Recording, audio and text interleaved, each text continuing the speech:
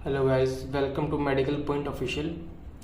और आज हम स्टार्ट करने जा रहे हैं कार्डिक साइकिल। ठीक है, इससे पहले अपन ने प्रॉपर्टी ऑफ कार्डिक मसल किया था। प्लीज़ जिसने भी लेक्चर नहीं देखा है जाके देखें। आज हम स्टार्ट करने जा रहे हैं कार्डिक साइकिल।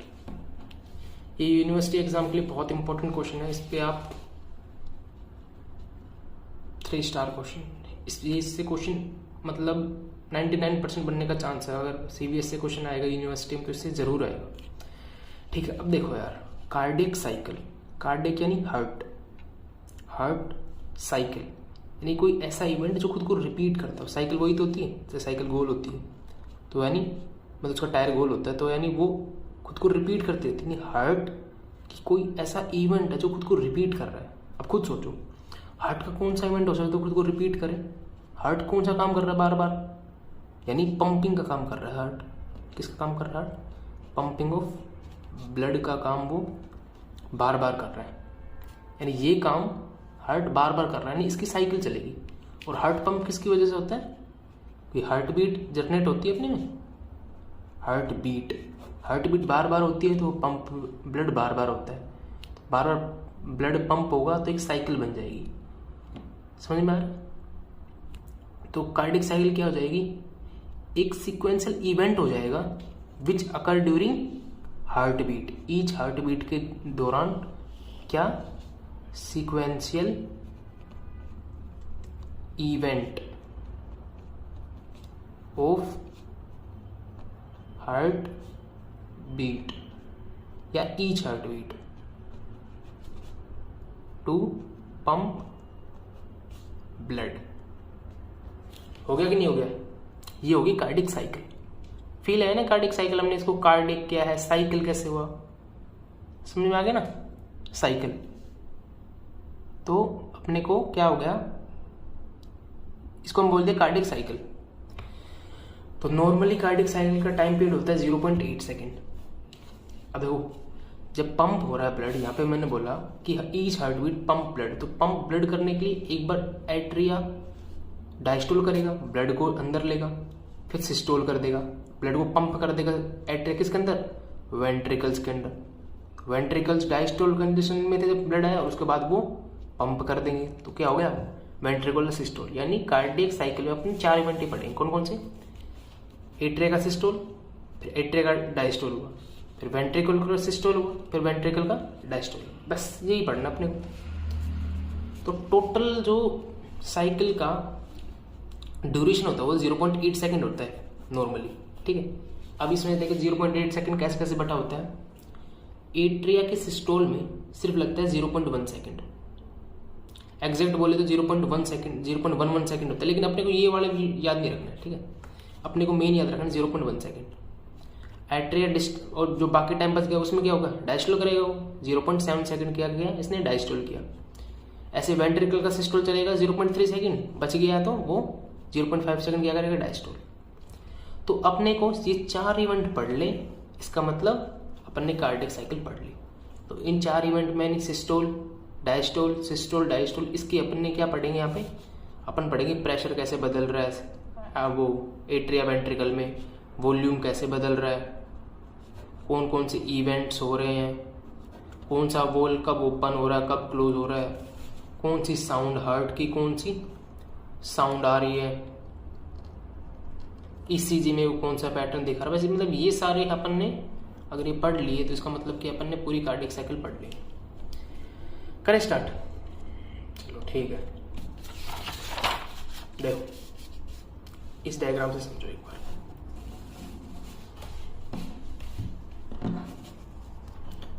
ये मैंने ग्राफिकली रिप्रेजेंट किया है कि अगर जैसे साइकिल देखें तो इसमें देखो 0.8 सेकेंड यहाँ लिया है टॉप पे। ठीक है, तो सिर्फ 0.1 सेकेंड दिया है। 0.1 सेकेंड इतनी देर तो कौन कॉन्ट्रैक्ट किया?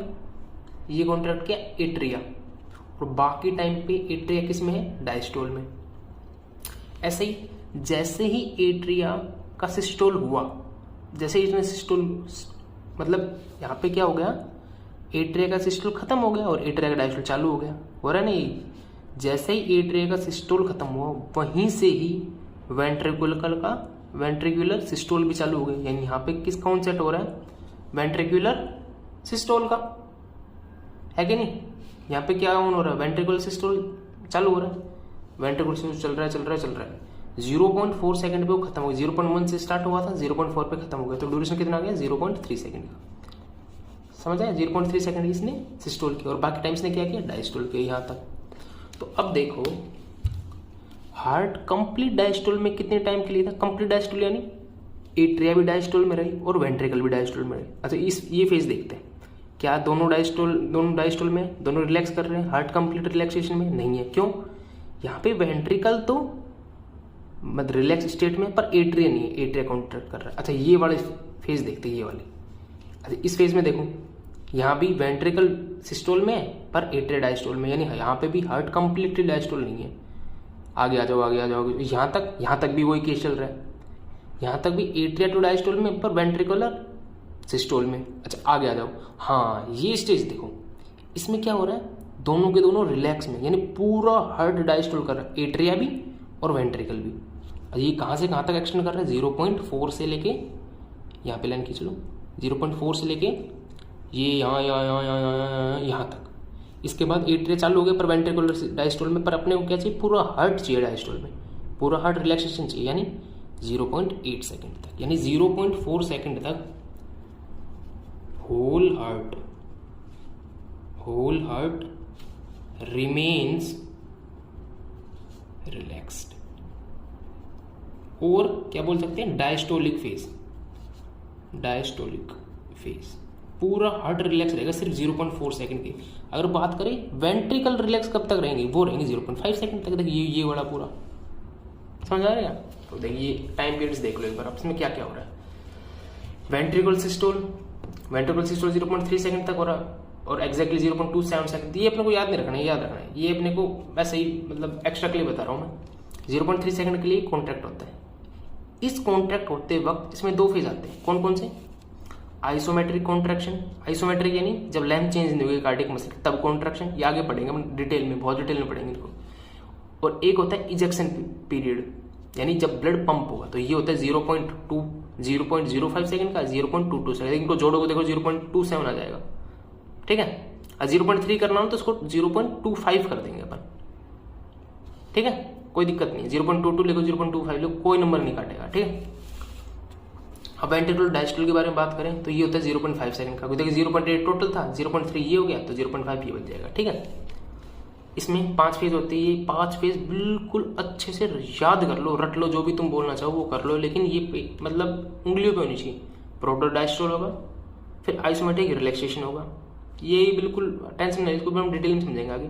रैपिड फिलिंग, जल्दी से वेंट्रिकल भरेगा, स्लो फिलिंग, धीरे धीरे भरेगा, और एक लास्ट रैपिड फिलिंग, यानी इस वेंट्रिकल डायस्टोल में क्या हो रहा है, फिलिंग ऑफ वेंट्रिकल चल रहा है, filling of ventricles by blood, ये काम हो रहा है। और इसमें क्या हो रहा है, सिस्टोल में पंपिंग ऑफ ब्लड, ठीक है। ये 5 फेज होगी, filling of blood, proto diastole, isometric relaxation, rapid filling जल्दी जल्दी भरेगा, स्लो फिलिंग, और एक होगा last rapid filling atrial systole की वजह से। देखो अब मैंने बोला एट्रियल सिस्टोल कितने टाइम तक था, 0.1 सेकंड तक, याद करो, यहाँ पे देखा था ना अपने, ये रहा 0.1 सेकंड के लिए था। तो देखो ये वही होगा जब वेंट्रिकुलर डायस्टोल में last rapid filling atrial systole की वजह से हो रही, वो 0.01 सेकंड, 0.11 या 0.1 सेकंड तक चलेगा। तो ये देख लो, proto diastole 0.04 second, isometric 0.08 second, ये याद कर लेना, ये टाइमिंग। चले अब बढ़ते हैं, सबसे पहले देखेंगे अपन एट्रियल सिस्टोल, फिर एट्रियल डायस्टोल, फिर वेंट्रिकुलर सिस्टोल, फिर वेंट्रिकुलर डायस्टोल, ठीक है। चलो देखते हैं। चलो पहला टॉपिक है अपने पास एट्रियल सिस्टोल। इसको हम बोलते हैं प्री सिस्टोल। प्री सिस्टोल यानी पहले, सिस्टोल यानी सिस्टोल होने से पहले। किसका सिस्टोल होने से पहले, वेंट्रिकल का सिस्टोल होने से पहले। देखो क्यों, ये मैंने क्यों बोला कि वेंट्रिकल का सिस्टोल होने से पहले की है, क्यों, देखो ये देखो, एट्रियल सिस्टोल डायस्टोल की सबसे लास्ट वाला पार्ट है। इसके बाद क्या होगा, वेंट्रिकल सिस्टोल चालू हो जाएगा ना भाई। ये देखो डायस्टोल के बाद सिस्टोल चालू होगा, डायस्टोल के बाद सिस्टोल चालू होगा, यानी डायस्टोल की लास्ट फेज के बाद सिस्टोल चालू हो जाएगा। और डायस्टोल की लास्ट फेज कौन सी थी? एट्रियल सिस्टोल, बताया था ना। तो एट्रियल सिस्टोल वेंट्रिकुलर सिस्टोल की जस्ट पहले वाली स्टेज है, इसलिए हम इसको क्या बोल रहे हैं? प्री सिस्टोल भी बोल रहे हैं। प्री यानी पहले सिस्टोल, पहले की जो सिस्टोल होने से पहले का। तो कौन से सिस्टोल की बात हो रही है? वेंट्रिकल के सिस्टोल की बात हो रही है। तो ये क्या है? लास्ट रैपिड फिलिंग फेज है, ठीक है। लास्ट रैपिड फिलिंग स्टेज किसकी? वेंट्रिकल्स की है ये। Last rapid filling stage of ventricle है। वेंट्रिकुलर डायस्टोल की लास्ट फेज होगी, लास्ट रैपिड फिलिंग, ठीक है। इसमें क्या होता है कि एट्रिया पंप करता है, एट्रिया पंप करता है ब्लड वेंट्रिकल्स के अंदर, पुश करता है उनको। तो लेकिन सिर्फ 10% of blood is force into ventricles, सिर्फ 10% ब्लड होता है वो ही जाता है वेंट्रिकल्स के अंदर। यानी जो बाकी का 90% बच गया वो डायरेक्ट एवी वोल जब ओपन होते हैं, आगे पढ़ेंगे, जब एवी वोल ओपन होते हैं तो डायरेक्ट ग्रेविटी के इफेक्ट में वो वेंट्रिकल्स में चले जाते हैं।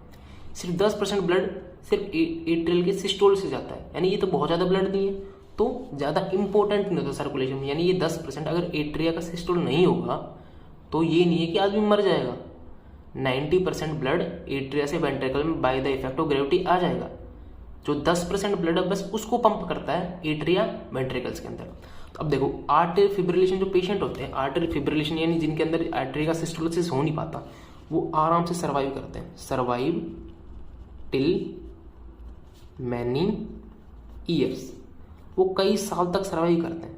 क्यों करते हैं? क्योंकि वो सिर्फ 10% ब्लड पंप करता है एट्रियल सिस्टोल, इस वजह से उनको ज़्यादा दिक्कत है। लेकिन वो फिजिकल एक्सरसाइज जब करेंगे ना, फिजिकल एक्सरसाइज, जब फिजिकल एक्सरसाइज करेंगे तो उनका सर्कुलेशन उनका थोड़ा सा बिगड़ जाएगा, यानी उनकी ब्रीदिंग बढ़ जाएगी, मतलब थोड़ा सांस फूल जाएगी, इस टाइप की आएगी। लेकिन वो हैवी एक्सरसाइज नहीं कर पाएंगे आर्टरी फिब्रिलेशन वाले, लेकिन वो सर्वाइव करेंगे। समझ में आ गया? Atrial systole. और ये कितने टाइम तक का था? 0.01 सेकंड, यानी इसको हम 0.1 सेकंड भी लिख सकते हैं, कोई दिक्कत नहीं, ठीक है। अब देखते हैं एट्रियल का डायस्टोल। डायस्टोल यानी एट्रियल रिलैक्स करेगा। एट्रियल रिलैक्स करेगा तो उसमें ब्लड आएगा, कहाँ से आएगा? एट्रिया में ब्लड कहाँ से आता है? राइट एट्रिया से। तो किस मतलब कहाँ से आता है? लंग से आता है। सॉरी राइट एट्रिया से आता है सुपीरियर वीना केवा और इंफीरियर वीना केवा में। राइट एट्रियम से आता है, एट्रियम में किससे आता है? एसवीसी और आईवीसी से। और जो लेफ्ट वाला है वो लंग से ब्लड आता है ऑक्सीजनेटेड, किससे? पल्मोनरी वेन के थ्रू, पल्मोनरी वेन्स के थ्रू ऑक्सीजनेटेड ब्लड किस में आएगा? बताओ किस में आएगा? याद करो। वो आएगा लेफ्ट एट्रियम में। समझ आ गया? ठीक है। इसके बाद क्या हो रहा है? इसके बाद हो जाएगा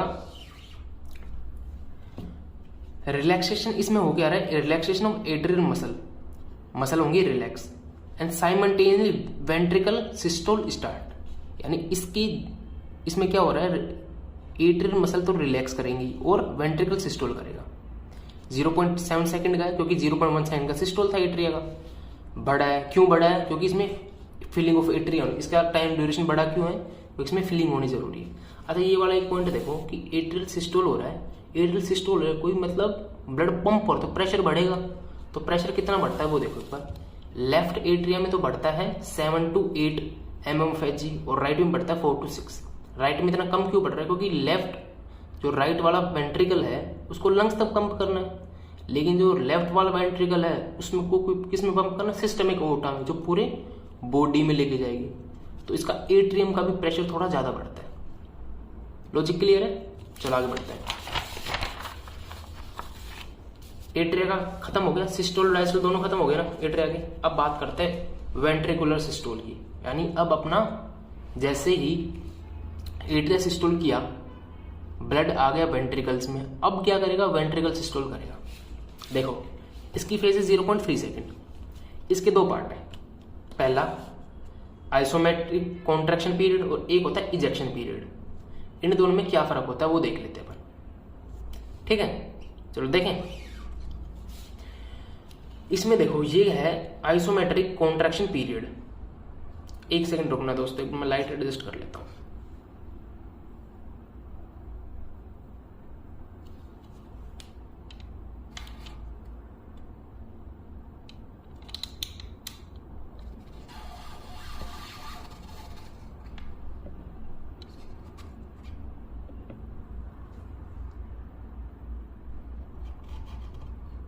चलो ठीक है, हो गया। ठीक है, अब चालू करते हैं। इसमें देखो, पहला होता है आइसोमेट्रिक कॉन्ट्रैक्शन पीरियड और एक होता है इजेक्शन पीरियड।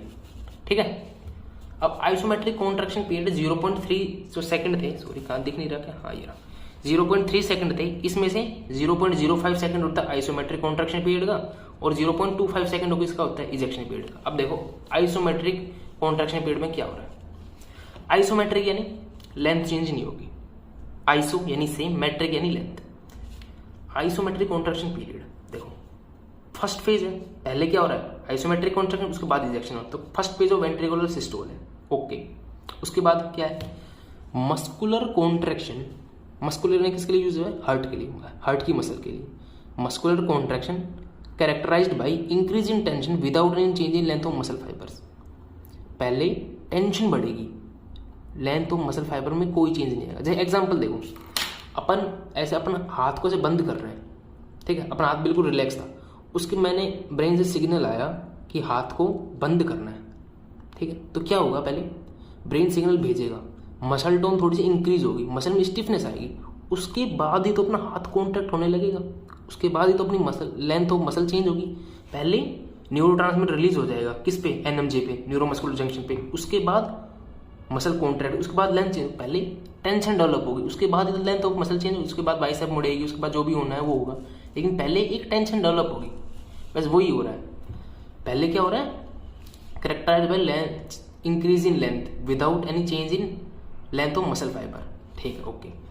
अब अगला देखो, आफ्टर एट्रियल सिस्टोल, जैसे एट्रियल सिस्टोल हुआ, एट्रियल सिस्टोल मतलब जब एट्रिया ने 10% ऑफ ब्लड वेंट्रिकल में पंप कर दिया, तो उस टाइम पे एवी वॉल खुले होंगे, ब्लड तो वेंट्रिकल के पास जाएगा, तो उसके बाद क्या हो जाएगा, एवी वॉल हो जाएंगे क्लोज। जैसे ही ब्लड, जैसे मैं मेरी बात सुनना, जैसे ही ब्लड एट्रिया से वेंट्रिकल में आया एट्रियल सिस्टोल के बाद, तो जैसे ही एट्रियल सिस्टोल बंद होगा, यानी जैसे ही वो स्टॉप होगा, जैसे ही एट्रियल सिस्टोल सीज होगा, तो एवी वॉल क्या हो जाएंगे, क्लोज, एट्रियो वेंट्रिकुलर वॉल हो जाएंगे क्लोज। और सेमिनल वॉल पहले ही क्लोज थे, क्योंकि वो ओटा की तरफ ब्लड लेके जाते हैं, यानी वेंट्रिकल्स के दोनों रास्ते बंद हो गए इस टाइम पे। ऊपर से एवी वॉल क्लोज हो गए क्योंकि एट्रिया ने सारा ब्लड डाल दिया, इधर से सेमिनल वॉल पहले ही क्लोज थे क्योंकि वो ओटा के लिए खुलते जब ब्लड जाता है, यानी इस टाइम पे वेंट्रिकल एक क्लोज चैम्बर की तरह बिहेव करेगा। So ventricle behave as a close chamber की दोनों तरफ से क्लोज है, so it is called isovolumetric contraction. तो इसको हम आइसोवोल्यूमेट्रिक कॉन्ट्रैक्शन भी बोलते हैं। आइसोवोल्यूमेट्रिक क्यों, सेम वॉल्यूम, वॉल्यूम सेम क्यों, क्योंकि चारों तरफ से क्लोज है, एवी वॉल भी क्लोज, सेमिनल वॉल भी। अब देखिए इसका सिग्निफिकेंस क्या है भाई, ये टेंशन बढ़ रही बिना लेंथ और मसल चेंज, उसका सिग्निफिकेंस है क्या, काम क्या आ रहा है हार्ट के। अब देखो काम क्या आ रहा है, वेंट्रिकुलर प्रेशर इंक्रीज हो रहा है भाई, पता चल रहा है क्यों, and when this pressure increases above ओटा एंड पल्मोनरी आर्टरी प्रेशर, धीरे धीरे बढ़ रहा है आइसोवोल्यूमेट्रिक वो प्रेशर। तो उसके बाद क्या होगा, जैसे जैसे बढ़ता रहेगा, तो एक टाइम आएगा कि ये प्रेशर ओटा और पल्मोनरी आर्टरी के प्रेशर को एक्सीड कर जाएगा। मेरी बात को समझना, आइसोवोल्यूमेट्रिक कॉन्ट्रैक्शन पीरियड में धीरे धीरे प्रेशर बढ़ रहा है, टेंशन बढ़ रहा है, तो एक टाइम आएगा कि वेंट्रिकल का प्रेशर ओटा और पल्मोनरी आर्टरी के प्रेशर को एक्सीड कर जाएगा। जब भी प्रेशर एक्सीड कर जाएगा तो वॉल ओपन हो जाएंगे, समझ आ रहा है, the seminal valve are opened. कब ओपन हो जाएंगे, जब इसका प्रेशर एक्सीड कर जाएगा, intra ventricular pressure exceed the किसका pressure, aorta and pulmonary artery का। ओटा का प्रेशर एक्सीड कर जाएगा तो लेफ्ट वेंट्रिकल पंप कर देगा, और पल्मोनरी आर्टरी का प्रेशर एक्सीड कर देगा तो राइट वेंट्रिकल पंप कर देगा। और बॉडी में ऐसा मैकेनिज्म है कि दोनों एक साथ मतलब खुलते हैं ये, ठीक है, एंड ब्लड इज पंप्ड होता है। दोबारा देखो, ventricular pressure increases and when this pressure increases above aorta and pulmonary artery pressure, the seminal walls are opened and blood is pumped in them. मतलब क्या हुआ, thus isometric contraction period help in opening of seminal wall। ये line याद कर लो,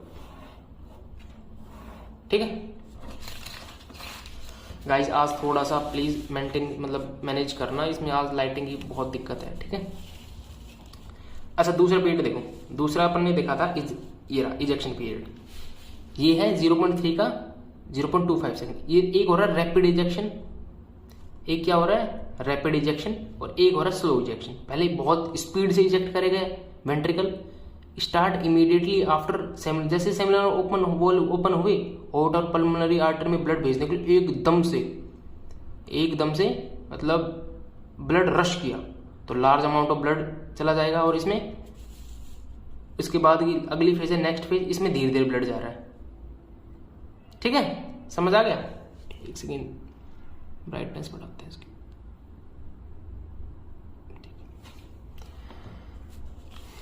इसके बाद देखो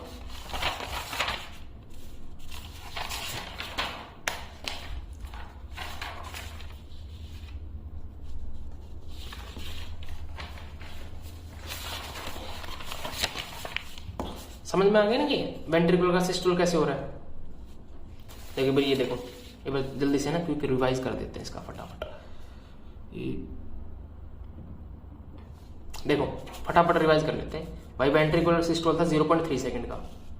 इसमें एक अपन ने देखा आइसोमेट्रिक कॉन्ट्रैक्शन पीरियड जो 0.05 सेकंड का था, और इजेक्शन पीरियड जो 0.25 सेकंड का था। ठीक है, इसमें क्या हो रहा है, मस्कुलर कॉन्ट्रैक्शन हो रहा है, टेंशन बढ़ रही है, लेकिन कार्डियक मसल की लेंथ चेंज नहीं हो रही। ठीक है, समझ में आ रहा है ना? इसका सिग्निफिकेंस क्या था कि यार ये जो प्रेशर जो बढ़ रहा है without change in length of muscle, ये एक टाइम पे इतना बढ़ जाएगा कि ओटा और पल्मोनरी आर्टरी के प्रेशर को एक्सीड कर जाएगा, जिसकी वजह से सेमिनल वॉल हो जाएंगे ओपन, और ब्लड किस में पंप हो जाएगा, ओटा और सेमिनल रखना हमारा, ओटा और पल्मोनरी आर्टरी में। तो जो आइसोमेट्रिक कॉन्ट्रैक्शन पीरियड था ये किसके लिए हेल्प कर रहा है, helping opening of seminal wall. ठीक है, इजेक्शन पीरियड था वो 0.25 सेकंड का था, जिसमें एक रैपिड इजेक्शन और एक slow ejection period. Rapid ejection 0.13, ये मतलब टाइम पीरियड ज्यादा याद मत करना, कोई जरूरी नहीं है, मेन तो इसका याद होना चाहिए 0.3 सेकंड। ठीक है, रैपिड इजेक्शन और स्लो इजेक्शन, ये किस लिए, ये डायरेक्ट तुरंत स्टार्ट हो रहा है ड्यू टू ओपन, जैसे खुला, जैसे सेमिनल वॉल ओपन हुआ प्रेशर इंक्रीज हुआ था due to isometric contraction period की वजह से जो प्रेशर इंक्रीज, उसकी वजह से जैसे ही सेमिनल वॉल ओपन हुआ उससे क्या हुआ, large amount of blood pump हो गया किसके अंदर, ओटा और पल्मोनरी आर्टरी के। तुरंत जो पंप हुआ वो रैपिड, और थोड़ी देर बाद जो हो स्लो। ठीक है, चलो आगे देखते हैं, बात करते हैं एंड सिस्टोलिक और डायस्टोलिक वॉल्यूम की। देखो एंड यानी लास्ट में, सिस्टोलिक यानी सिस्टोलिक के लास्ट में, जैसे सिस्टोल हो गया उसके बाद, और एंड डायस्टोलिक का मतलब क्या हो जाएगा, जैसे डायस्टोल हुआ उसके बाद। पहले देखते हैं एंड डायस्टोल, यानी डायस्टोल बिल्कुल एंड स्टेज पे है और सिस्टोल जस्ट स्टार्ट होने वाला है। क्या बोला मैंने, डायस्टोल बिल्कुल एंड पे है और सिस्टोल स्टार्ट होने वाला है। उस टाइम का वॉल्यूम देखो, volume left in ventricle at the end of, ये देखो volume left in ventricle at the end of diastole, diastole के एंड पे कितना वॉल्यूम है, या फिर क्या बोल सकते हैं, volume in ventricle after atrial systole. Atrial systole ही तो लास्ट होता है, समझ आ गया क्या, नहीं आया समझ में भाई? जो वेंट्रिकुलर डायस्टोल होता है उसका सबसे लास्ट फेज कौन सा होता है, एट्रियल सिस्टोल। याद नहीं, देखो ये वाला देखो, ये वाला जो वेंट्रिकुलर डायस्टोल है उसका लास्ट फेज क्या होता है, एट्रियल सिस्टोल, रैपिड फिलिंग का लास्ट स्टेज यही तो था एट्रियल सिस्टोल। यानी एट्रियल सिस्टोल जितना ब्लड पंप कर देगा ना, बस वो लास्ट जुड़ेगा किसके अंदर, एंड डायस्टोल के अंदर। यानी volume in ventricle after atrial systole, या फिर वेंट्रिकल में डायस्टोल की लास्ट की वॉल्यूम, ये होती है 130 to 150 ml। और एंड सिस्टोलिक यानी सिस्टोल होने के बाद हार्ट ने ब्लड पंप कर दिया, उसके बाद कितना वॉल्यूम बच गया वेंट्रिकल के अंदर, यानी देख volume of blood left in ventricle at the end of systole, volume of blood left in ventricle at the end of systole, या फिर क्या बोल सकते हैं, volume of blood in ventricle just after onset of ventricular diastole. Ventricular diastole जैसे start होगा उससे just पहले कितना वॉल्यूम है, एक ही बात है, ये होते हैं 60 to 80 ml। तो देखो तो कितना इजेक्ट हो गया, इसमें से इसको माइनस कर देंगे तो इजेक्टेड ब्लड कितने का, 130 में 60 माइनस करते हैं तो 70 ml ब्लड पंप हुआ वेंट्रिकल से। इसी को क्या बोल रहे हैं हम, इसी को क्या बोल रहे हैं हम, स्ट्रोक वॉल्यूम। इसको क्या बोल देंगे हम, स्ट्रोक वॉल्यूम बोलेंगे। समझ आ गया? अब देख ले इजेक्शन फ्रैक्शन, इजेक्शन फ्रैक्शन यानी कितना फ्रैक्शन ऑफ ब्लड इजेक्ट हो गया, वो कैसे निकालेंगे, stroke volume upon end diastolic volume. Stroke volume कैसे निकाला, end diastolic volume minus end systolic निकाला, देखिए ये निकाला नहीं अपन, end diastolic minus end systolic, किससे तो निकाला stroke volume divide by end diastolic into 100% निकालने के लिए 100 से मल्टीप्लाई करेंगे और सिर्फ फ्रैक्शन निकालना हो तो सिर्फ ये रखेंगे। ये वाला तो सिर्फ फ्रैक्शन, और अगर 100 से मल्टीप्लाई कर दिया तो क्या हो जाएगा परसेंटेज। तो 70 डिवाइड बाय 130 इंटू 10 क्यों लिख रखा है 100, ये मैं पहले इसलिए लिख लेता हूँ टाइम बचता है थोड़ा सा, ठीक समझ रहे हो। तो ये अराउंड आ जाता है 53.8 और नॉर्मली होना चाहिए मतलब 55 से लेकर 70 के बीच में, तो यह है नॉर्मल। ओके, तो इजेक्शन फ्रैक्शन क्या हुआ, ejection fraction refer to fraction of end diastolic volume. हम एंड डायस्टोलिक वॉल्यूम की उस फ्रैक्शन की बात कर रहे हैं डेट इज इजेक्टेड आउट, जो कि वेंट्रिकल से इजेक्ट हुआ बाय ईच वेंट्रिकल, एक एक वेंट्रिकल यानी लेफ्ट का राइट का पर बीट। यानी ejection fraction refers to fraction of end diastolic volume that is ejected out by each ventricle per beat. समझ में आ रहा है। अब यार ये जो आया है कि ये 55 से 70 के बीच में होना चाहिए, इसका क्या क्लिनिकल सिग्निफिकेंस है, हमने क्यों पता कर रहे हैं हम कि ये 55 से 70 के बीच में, डॉक्टर को जरूरत क्यों पड़ रही है कि 55 से 70 के बीच में होना चाहिए, क्यों जरूरत पड़ रही है, क्योंकि ये इजेक्शन फ्रैक्शन कम हो जाता है कार्डियोमायोपैथी और मायोकार्डियल इन्फ्रैक्शन में। अगर ये जैसे 55 की जगह 40 ही है तो डॉक्टर को शक हो सकता है यार इसमें शायद ये हो जाएगा, मायोकार्डियल इन्फ्रैक्शन हो सकता है या कार्डियोमायोपैथी हो सकती है। समझ आ गया, इसलिए हम इजेक्शन फ्रैक्शन की इतनी चिंता कर रहे हैं। यार ये एक बार छोटा सा टॉपिक और बचा कि ये डायस्टोल और पढ़ लेते हैं। 26 मिनट की वीडियो बन गई यार, लेकिन चलो कोई बात नहीं, एक डायस्टोल पढ़ लेते हैं, पढ़ना ज़्यादा जरूरी है। लेंथ ऑफ वीडियो पे कोई दिक्कत नहीं है, अपन सारे कंसेप्ट समझेंगे, ठीक है। चलो वेंट्रिकुलर डायस्टोल देखते हैं। देखो वेंट्रिकुलर डायस्टोल क्या होता है कि वेंट्रिकल कर रहे हैं रिलैक्स 0.3 सेकंड तक किया, वो सिस्टोल में रहा, और फिर आएगा डायस्टोल 0.5 सेकंड तक। तो इसमें होती है 5 फेज। पहली फेज प्रोटोडायस्टोल, दूसरी फेज आइसोमेट्रिक रिलैक्सेशन, रिलैक्सेशन क्यों, क्योंकि डायस्टोल में रिलैक्सेशन में रैपिड फिलिंग, स्लो फिलिंग और लास्ट रैपिड फिलिंग, यही तो एट्रियल सिस्टोल था, ठीक है। चलो आगे देखते हैं प्रोटोडायस्टोल में, देखते हैं क्या होता है। प्रोटोडायस्टोल होता है 0.04 सेकंड का। क्या होता है, जस्ट आफ्टर सिस्टोल, क्योंकि डायस्टोल स्टार्ट कब होता है, सिस्टोल के जस्ट बाद स्टार्ट होता है डायस्टोल। तो डायस्टोल की सबसे पहली फेज हो रही है जो कि जस्ट सिस्टोल के बाद हो रही है। Due to ejection of blood, pressure in aorta और पल्मोनरी आर्टरी राइज करता है और वेंट्रिकल का ड्रॉप करेगा। सिंपल सी बात है भाई, पहले क्या हुआ था, ब्लड जब इजेक्ट हुआ था इजेक्शन वाले पीरियड में, रैपिड इजेक्शन और स्लो इजेक्शन वाले पीरियड में, तो उसमें क्या था, ओटा में प्रेशर बढ़ा हुआ जो ब्लड गया था, है कि नहीं, उसमें बढ़ेगा और इन वेंट्रिकल का प्रेशर ड्रॉप होगा। तो एक टाइम आएगा कि वेंट्रिकल का प्रेशर इतना ड्रॉप हो जाएगा कि सेमिनल वॉल क्या हो जाएंगे, क्लोज हो जाएंगे। कुछ सोचो, एक टाइम आएगा कि वेंट्रिकल का प्रेशर इतना ड्रॉप हो जाएगा कि सेमिनल वॉल क्लोज हो जाएंगे। तो intra ventricular pressure become less than aorta and pulmonary artery, so semilunar valve क्या हो जाएंगे, क्लोज हो जाएंगे। तो ये किसका इंडिकेट करेगा, ये इंडिकेट करेगा एंड ऑफ सिस्टोल और बिगिनिंग ऑफ डायस्टोल। यानी प्रोटोडायस्टोल क्या इंडिकेट करता है, बस ये लाइन याद रखनी है अच्छे से, ये protodiastole indicate end of systole end हुआ और बिगिन क्या हुआ, डायस्टोल, ठीक है। अच्छा आगे देखते हैं, अगला है अपने पास आइसोमेट्रिक रिलैक्सेशन, ठीक है। आइसोमेट्रिक रिलैक्सेशन, आइसोमेट्रिक रिलैक्सेशन क्या कह रहे हैं, आइसोमेट्रिक यानी सेम लेंथ, रिलैक्सेशन है मसल कौन सी, वेंट्रिकल्स की रिलैक्स कर रही है, टेंशन डिक्रीज हो रही है without decrease in length. Isometric relaxation की definition, tension decrease without decrease in length. अब देखो क्या हो रहा है, जैसे ही वो इंटरवेंट्रिकुलर प्रेशर ड्रॉप हो रहा था, ये प्रोटोडायस्टोल जब ड्रॉप हो रहा था, तो इसके बाद एक फेज आएगी जिसमें हार्ट की मसल्स छोटी नहीं होंगी, बड़ी नहीं होंगी, कुछ नहीं हुआ, लेकिन वो रिलैक्स करेंगे। जैसे कि अपनी आप बिल्कुल मुट्ठी बंद कर रखी है, अब अपने सिग्नल आया कि मुट्ठी को खोलना है, तो अपने पहले मसल रिलैक्स होंगी, अपनी बिल्कुल दूर बाहर से देखने ऐसा लगेगा कि बिल्कुल बंद है, लेकिन पहले अपना मसल रिलैक्स हो जाएंगे। देखो मेरे मसल बिल्कुल रिलैक्स है, पर आपको पता नहीं चलेगा मैंने रिलैक्स कब कर ली। अब मेरी मसल बिल्कुल टोंट है, लेकिन आपको पता नहीं चला। इसका मतलब शेप में चेंज ना होके पहले एक बार मसल्स में पहले स्टिफनेस मतलब कम हो जाती है खोलने से पहले, उसके बाद ये हाथ खुल जाएगा। ऐसे ही है, पहले ड्रॉप होगा, टेंशन ड्रॉप होगी विदाउट चेंज इन लेंथ। इसका क्या सिग्निफिकेंस, अब देखो एज वेंट्रिकुलर प्रेशर डिक्रीज, जैसे जैसे वेंट्रिकुलर प्रेशर डिक्रीज हो रहा है, मोर एंड मोर जितना ज्यादा वेंट्रिकुलर प्रेशर डिक्रीज होता जा रहा है, क्यों हो रहा है? जो डायस्टोल चल रहा है। एक टाइम आएगा, a time comes when interventricular pressure drop less than atrial pressure, यानी इतना कम हो जाएगा कि एट्रिया का प्रेशर इस पे हावी हो जाएगा, एट्रिया का प्रेशर हो जाएगा ज्यादा और इंटरवेंट्रिकुलर प्रेशर हो जाएगा कम। इससे होगा क्या? एट्रियल प्रेशर हो जाएगा ज्यादा, वेंट्रिकल में कम, तो एवी वोल्ट खुल जाएगी एट्रिया से वेंट्रिकल्स की तरफ, यानी ब्लड फ्लो करने लग जाएगा एट्रिया से वेंट्रिकल्स की तरफ। यानी आइसोमेट्रिक रिलैक्सेशन जो टाइम पीरियड था वो किसके लिए हेल्प हो रहा है? ये हेल्प हो रहा है एवी वोल्ट को ओपन करने के लिए। आइसोमेट्रिक कॉन्ट्रैक्शन पीरियड किसको ओपन कर रहा था? सेमिलूनर वॉल्स को, और आइसोमेट्रिक रिलैक्सेशन किसको ओपन कर रहा है?